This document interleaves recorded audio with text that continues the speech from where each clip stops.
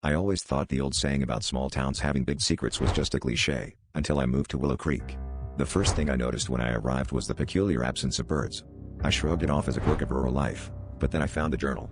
Hidden under a loose floorboard in my rented cottage, its pages were filled with frantic scribbles and sketches of sinister symbols.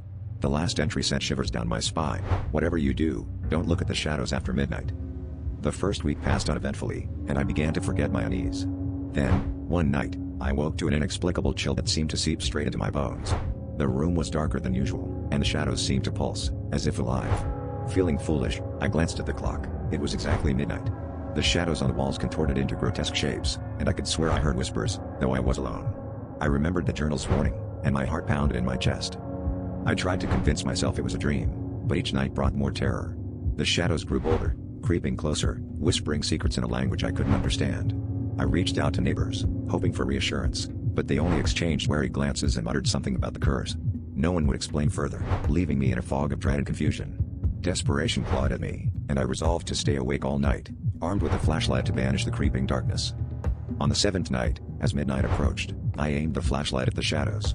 The light sliced through the gloom, revealing something horrifying. The shadows weren't just shapes but figures, twisted and malevolent, lurking in the corners of my vision. They recoiled from the light, hissing in fury. Then I understood, the journal's author hadn't escaped. They had become one with the shadows, a warning to foolhardy souls like myself.